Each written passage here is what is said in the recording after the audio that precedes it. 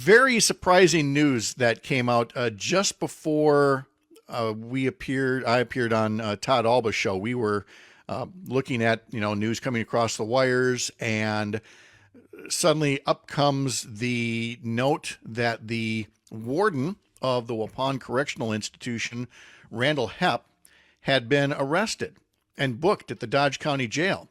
And he and 8 members of his staff are facing criminal charges. For Hepp, it's felony charges because authorities say guards at Wisconsin's oldest maximum security prison failed to provide basic care for inmates who died on their watch, including one who died of dehydration and another who wasn't found for at least 12 hours after he died of a stroke.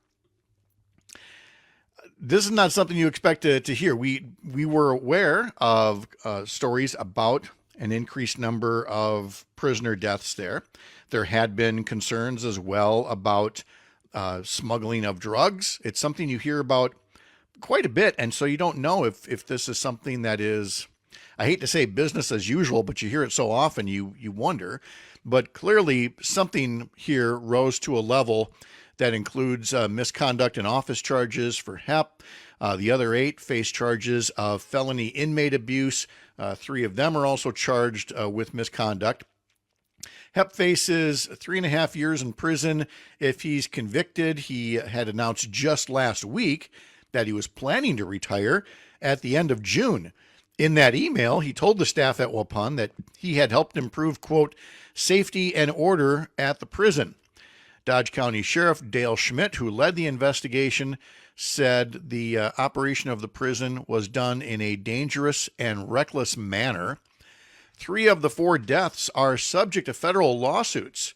The State Department of Corrections is investigating the prison's operations, and Governor Evers last year asked the U.S. Justice Department to look into contraband smuggling at the facility. The State Department of Corrections Secretary Jared Hoy said in a statement that more than 20 people remain under internal investigation. At least 8 are on leave. 9 others were fired or have retired since the probe began a year ago. Hoy asked the sheriff to keep his probe open and share all of his findings. Schmidt said he could reopen the investigation if the internal probe reveals additional evidence. The first of the 4 inmates who died in conjunction with this investigation, Dean Hoffman, killed himself in solitary confinement last June. His daughter filed a federal lawsuit in February alleging that prison officials failed to provide her father with adequate mental health care and medications.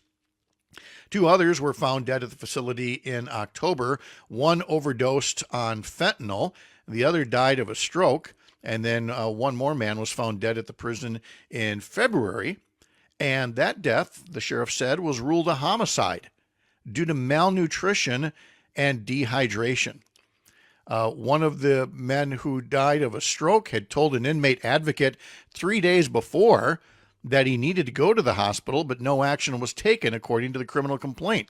He had fallen in the shower and had to crawl to his cell 2 days earlier, and a day before that he'd collapsed on the way back to his cell, but neither fall had been documented, according to prison records. So a case that is sad and immediately notorious, and one that we'll continue to follow to find out, who knew what and when exactly did they know it.